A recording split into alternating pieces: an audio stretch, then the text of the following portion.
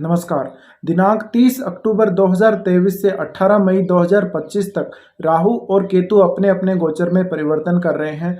जहां राहु मीन राशि में जा रहे हैं, वहीं केतु कन्या राशि में गोचर करेंगे। ये इसका जो प्रभाव है वृश्चिक लगन वालों के लिए कैसा रहेगा, आज इसके बारे में हम इस वीडियो में बात कर रहे हैं। तो देखिए, अगर आपका वृश्चिक लगन है तो राहु का गोचर आपके पंचम भाव में होगा, जबकि केतु का गोचर होगा आपके 11th हाउस में। अब यहाँ आपको ये चेक करना है कि आपका जो गुरु है कैसी स्थिति में है। गुरु अच्छी स्थिति में होना चाहिए क्योंकि वो राहु का डिस्पोजिटर है। इसके साथ साथ आपकी कुंडली में अगर राहु की प्लेसमेंट काफ़ी अच्छी है तो फिर उतना परेशान होने की भी आपको ज़रूरत नहीं है। अदरवाइज आपकी राहु की प्लेसमेंट बहुत ज़्यादा खराब है तो हो सकता है कि थोड़ा आपको परेशान करे। अगर आपको राहु की महादशा या अंतरदशा चल रही है फिलहाल, तो आपको इसके रिजल्ट सबसे ज़्यादा मिलेंगे। अगर आपको केतु की महादशा या अंतरदशा चल रही हो तो फिर आपको केतु के रिजल्ट पर ज़्यादा फोकस करना चाहिए।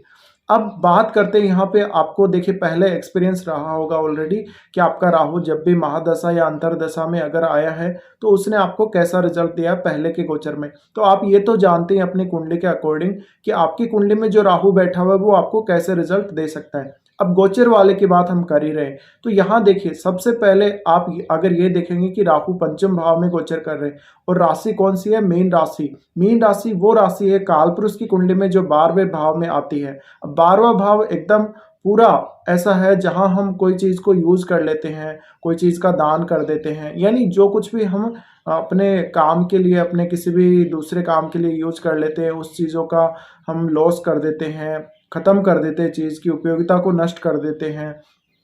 तो ये जो पंचम भाव है, अब यहाँ कुछ ना कुछ बहुत डीप है आपके लिए, कुछ बहुत गहरा है। कुछ पूर्व जन्मों के ऐसे कर्म, कुछ पूर्व जन्मों के ऐसे पुण्य जो आपको इस राहु के गोचर में देखने को मिलेंगे और उनका प्रभाव आपको इस गोचर में देखने को मिलेगा। तो राहु जब आपके पंचम भाव में आ रहे हैं और इस समय जो गुरु का गोचर होगा वो छठे घर में होगा। अब छठे घर में आपके लग्नेश की राशि में गुरु गोचर करेंगे तो गुरु की स्थिति हम ठीक ठाक ही मान सकते हैं यहाँ पे, क्योंकि अगर आपकी कुंडली में गुरु बहुत अच्छी स्थिति में है तो गुरु आपको कोई बहुत ज़्यादा कष्ट नहीं देने वाले। फिर भी राहु का जो प्रभाव है वो आपके लिए कैसा रहेगा, तो यहाँ राहु का प्रभाव है वो थोड़ा सा रिएक्ट करेगा गुरु की प्लेसमेंट के अकॉर्डिंग भी। और गुरु जब छठे घर में गोचर कर रहे हैं तो आपको अपने स्टडी से रिलेटेड कुछ अच्छे प्लान करने चाहिए। राहु की इस गोचर में कुछ ना कुछ नया सीखने का प्रयत्न करना चाहिए। अब यहाँ मेन बात ये आती है कि राहु आपको जो भी आप एफर्ट लगाएंगे किसी भी काम के लिए, वहाँ थोड़ा आपको ज़्यादा एफर्ट लगाना पड़ेगा। वहाँ कुछ मुसीबतें आपके सामने आएंगी, कुछ ऐसी चीज़ें आपके आगे आएंगी जहाँ आप उनको हटाना चाहेंगे। आप अपने रास्ते पर बहुत तेज़ी से चलना चाहेंगे। तो राहु के इस गोचर में आप कोशिश करें कि आप पंचम भाव से रिलेटेड कोई भी काम कर रहे हैं, चाहे आप एक स्टूडेंट हैं, चाहे आप अपनी संतान के पक्ष में देख रहे हैं, आप किसी के साथ प्रेम संबंधों में हैं, तो थोड़ा सा यहाँ पे डीप जाने की कोशिश कीजिए, थोड़ा सा गहराई में जाने की कोशिश कीजिए और आप एक्चुअल जो रीजन है आपकी कष्ट होने का या आपका काम बिगड़ने का, उसको पहचानने की कोशिश कीजिए। क्योंकि यहाँ सीधा सीधा जो राहु है वो आपके मन को इफेक्ट कर रहा है, वो आपकी बुद्धि को इफेक्ट कर रहा है और आप ऐसा डिसीजन राहु के इस गोचर में ले सकते हैं जहां आप अपनी बुद्धि को खो सकते हैं, यानी आपका जो डिसीजन है आपके विवेक के अकॉर्डिंग नहीं रहेगा। तो यहाँ आपको बहुत गहराई से सोचने समझने की जरूरत है, परिस्थितियों को सोचने समझने की जरूरत यहाँ पे बहुत ज़्यादा रहेगी। तो राहु का जो गोचर है, राहु का गोचर आपके सीधे सीधे पंचम भाव के कार्यों को तो इफेक्ट करने वाला है। अब क्योंकि जो पंचमें से वो छठे घर में गोचर कर रहे हैं तो आपका ध्यान अपने जॉब पे भी रहना चाहिए, अपने रूटीन पे भी रहना चाहिए और विशेषकर आपकी उच्च शिक्षा पर आपका ध्यान अवश्य रहना चाहिए। कुछ ना कुछ नया सीखने की कोशिश कर रहे हो आप। इसी तरह से जो लोग स्टॉक मार्केट में इन्वेस्ट कर रहे हैं, अभी वृश्चिक लगन वाले जो भी लोग इन्वेस्ट करेंगे राहु के गोचर में, उनको यहाँ पर कुछ लॉसेस होने की चांसेस भी यहाँ मिल रहे हैं। और अगर आप बहुत लंबे समय के लिए इन्वेस्ट कर रहे हैं तो आपको इतना ज़्यादा घबराने की ज़रूरत नहीं है। फिर भी मन में एक वो बेचैनी आपके जरूर रहेगी, मन में थोड़ा सा भय रहेगा। इसी वजह से यहाँ पर आपको थोड़ा सा मन है वो परेशान फील होगा, मन में संतुष्टि कम फील होगी। अब आपको राहु है वो इस भाव के प्रति बहुत ज़्यादा अटैच तो करने वाले हैं, लेकिन यहाँ जो 12 नंबर है वो राशि ऐसी है कि वहाँ डिटेचमेंट के ज़्यादा चांसेस रहते हैं, क्योंकि वो काल पुरुष की कुंडली के अकॉर्डिंग 12वां भाव है। तो यहाँ जो भी चीज़ें आप प्राप्त करेंगे जो भी काम आप करेंगे उसमें थोड़ा आप लक्ष्य हासिल करेंगे, कुछ चीज़ों को आप प्राप्त तो करेंगे शुरू में, लेकिन एक समय बाद उनको आप खो देंगे। हो सकता है आपने गलत डिसीज़न ले लिया हो, उस वजह से आप खो रहे हों, भले रीज़न कोई भी हो सकता है। जैसे मान लीजिए राहु के इस गोचर में आपका किसी से कोई प्रेम संबंध हुआ और थोड़े समय के बाद आपका वो प्रेम संबंध टूट गया, तो आपने कुछ सामने वाले के साथ ऐसा कुछ गलत व्यवहार किया होगा, लड़ाई झगड़ा किया होगा या उनकी बात नहीं मानी होगी, कोई ना कोई रीज़न हो सकता है। तो कुछ समय के लिए आपको वो चीज़ें हासिल तो होने वाली हैं, लेकिन एक समय बाद आप उनको खोने वाले हो, बिना किसी रीज़न के भी, और कोई रीज़न हो भी सकता है। तो यहाँ थोड़ा-सा आपको गहराई में उतरने की ज़रूरत है। अगर आप स्टडी कर रहे हो तो बहुत गहन अध्ययन करने की ज़रूरत है, और यहाँ आपको जो भी काम करने बिल्कुल फ़ोकस करके करने। अगर आप फ़ोकस करके किसी काम को करेंगे तो आपके लिए ज़्यादा अच्छा रहेगा, रिज़ल्ट बढ़िया रहेगा। अब यहाँ आपके मन को सबसे ज़्यादा राहु प्रभावित करने वाले, तो आपकी जो डिसीजन मेकिंग पावर है उसको इफ़ेक्ट करने वाले हैं, और आपको बहुत तेज़ी से तुरंत डिसीजन लेने के लिए भी राहु प्रेरित करेंगे। काफ़ी बार आपके मन को वो भ्रमित करेंगे, तो यहाँ आपको अपने मन को भी काफ़ी ज़्यादा कंट्रोल में रखना पड़ेगा। अब राहु के इस गोचर में कुछ आपके जो पूर्व जन्मों के कर्म हैं उनके अकॉर्डिंग भी आपको रिजल्ट मिलेंगे। हो सकता है आपके कर्म अच्छे हों तो आपको अच्छे रिजल्ट भी मिलेंगे, लेकिन यहाँ पर जो अच्छे रिजल्ट्स की मात्रा है वो थोड़ी कम हो सकती है, या जो अच्छे रिजल्ट्स के लिए अगर आप जा रहे हैं तो उनके लिए बहुत ज़्यादा मेहनत करनी पड़ सकती है। इसी तरह से संतान पक्ष के लिए भी आपको काफ़ी मेहनत ये गोचर दिखाता है। अब इसका जो असर है वो आपके करियर पर भी ज़रूर पड़ेगा। तो अगर आप कोई क्रिएटिव जॉब कर रहे हैं, कोई भी क्रिएटिविटी यूज़ कर रहे हैं अपने जॉब में, वहाँ पर आपको एफर्ट थोड़े ज़्यादा लगाने पड़ सकते हैं। अब यहाँ से राहु सीधा दृष्टि डाले आपके पहले जो पंचम दृष्टि डालेंगे नवम भाव पे डालेंगे। तो नवम भाव पे जब ये डालेंगे तो चंद्रमा की राशि को देखेंगे। चंद्रमा की राशि को देखेंगे तो काफ़ी ज़्यादा उतार चढ़ाव आपके 9th हाउस को लेके देने वाले। अब पिता के साथ थोड़े से मतभेद होना, आप अपने स्टडी या संतान पक्ष से जुड़े हुए किसी भी कार्य के लिए विदेश चले जाना, कोई लंबी दूरी की यात्रा करना, आप कुछ ना कुछ लर्निंग के लिए कोई ऐसा विजिट करेंगे, जैसे कोई स्पिरिचुअल प्लेस हो गया, कोई धार्मिक स्थल हो गया, तो आप कोई ऐसा ट्रैवल कर सकते हैं। ये ट्रैवल आपका लॉन्ग डिस्टेंस हो सकता है, शॉर्ट डिस्टेंस वाला भी हो सकता है। अब यहाँ राहु जब आपके 9th हाउस को देख रहे हैं, तो इस समय आपको अपने गुरु से बहुत अच्छी कोई सलाह लेनी चाहिए, और उनकी सलाह के अनुसार ही आपको आगे बढ़ना चाहिए। ये राहु आपको लकी काफ़ी ज़्यादा बनाने वाले हैं, लेकिन लक का जो आपको साथ मिलेगा वो ऐसे समय पर मिलेगा जब आपको ज़रूरत नहीं हो, जब आपका काम नहीं बन रहा हो। तो ऐसे केस में आपको ज़्यादातर यहाँ लक पे डिपेंड नहीं रहना है। आपको कभी लक का साथ मिलेगा, कभी नहीं मिलेगा।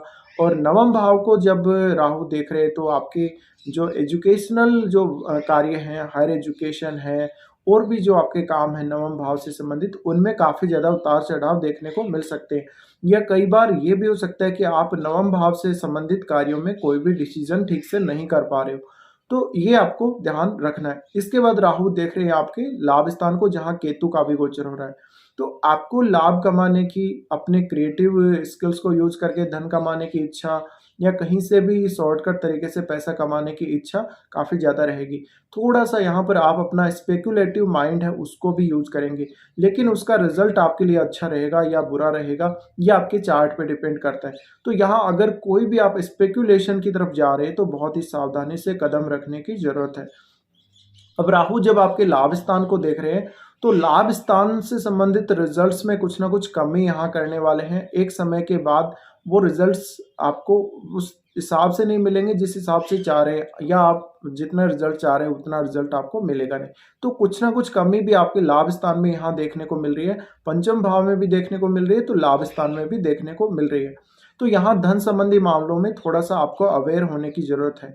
इसके साथ ही इसके बाद यहाँ से जो राहु देख रहे हैं आपके लगन को देखेंगे। तो लगन को देखेंगे तो सीधा आपकी पर्सनैलिटी को प्रभावित करेंगे, और आपको काफ़ी बार भ्रमित करेंगे, आपको काफ़ी बार बहुत बड़े-बड़े सपने दिखाएँगे, आपके बहुत बड़े गोल्स हो सकते हैं इस गोचर में, आपके कुछ ऐसे टारगेट हो सकते हैं जो व्यावहारिक जीवन में जो हासिल हो ही नहीं सकते। तो आपको कपोल कल्पनाएँ करने से बचना चाहिए, आपको काल्पनिक शक्ति बहुत ज़्यादा देंगे, क्रिएटिव स्किल्स आपको राहु बहुत ज़्यादा देंगे, लेकिन आप उस स्किल का या उस शक्ति का यूज़ जो है आप नहीं कर पाएँगे ठीक से, क्योंकि राहु पंचम में गोचर कर रहे हैं। अब अगर हम बात करें जुपिटर की, तो जुपिटर आपके यहाँ 10th हाउस पर दृष्टि डाले तो इससे आपका जो राहु का गोचर है, करियर बहुत ज़्यादा प्रभावित हो सकता है। अब करियर पर जब प्रभाव पड़ेगा तो हो सकता है कि आप अपना टैलेंट अच्छे से यूज़ नहीं कर पाएँ, या करियर के मामले में इस समय अगर कोई भी डिसीज़न ले रहे हैं, वो डिसीज़न आपका ठीक से नहीं इम्प्लीमेंट हो पाएगा। तो ये स्थितियों में थोड़ा-सा आपको सावधान रहने की ज़रूरत है। अगर राहु आपकी कुंडली में बहुत ही अच्छा बैठा हुआ है, तो फिर कुछ अच्छे रिजल्ट ज़रूर देखने को मिल सकते हैं। अब पंचम भाव से जुड़े हुए कार्यों के लिए आपको कोई विदेश का कनेक्शन ज़रूर बन सकता है। तो जैसे आपका किसी से कोई विदेश में प्रेम संबंध बने, आपका स्टडी से रिलेटेड कोई काम बने, ऐसा हो सकता है। अब राहु जो है, राहु देखिए काफ़ी ज़्यादा महत्वपूर्ण ये गोचर रहने वाला है। तो आपको सबसे ज़्यादा ये ध्यान रखना है कि आपको अपने माइंड को कंट्रोल में रखना है, भ्रमित नहीं होने देना। अगर आप जितने ज़्यादा भ्रम के शिकार होंगे, उतना ही ज़्यादा आपको प्रॉब्लम आएगी। अब केतु गोचर कर रहे हैं आपके लाभ स्थान में, तो केतु का क्या प्रभाव रहेगा? देखिए, केतु जब लाभ स्थान में गोचर कर रहे हैं, तो लाभ स्थान में राशि 6 नंबर है, और 6 नंबर राशि को आप अगर कनेक्ट करेंगे, अगर आप इसको इंटरप्रेट करेंगे, तो ये छठे भाव की राशि है। कालपुरुष की कुंडली के अकॉर्डिंग ये छठे भाव की राशि है, जहाँ पर आपको कुछ लोन वगैरह लेने पड़ सकते हैं। यानी यहाँ पर अगर केतु है लाभ स्थान में, तो दोस्तों से उधार लेना पड़ सकता है। आपको दोस्तों से बहुत ज़्यादा कुछ एक्सपेक्ट नहीं करना चाहिए। उनसे जब आपको बहुत ही ज़्यादा ज़रूरत है सहायता की, तभी लेनी चाहिए। अनावश्यक रूप से आप किसी के सामने भी सहायता के लिए हाथ नहीं फैलाएँ।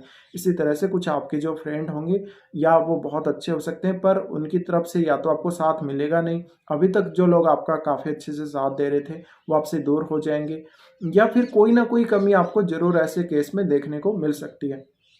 अब जब केतु आपके लाभ स्थान में गोचर कर रहे हैं, तो आपको कुछ धन की मात्रा कम लगेगी, कुछ ऐसा लगेगा कि आपको और ज़्यादा पैसे कमाने चाहिए, आपको और ज़्यादा काम करना चाहिए ज़्यादा से ज़्यादा, पर वहाँ पर संतुष्टि की जो सीमा है, वो कोई सीमा नहीं होगी।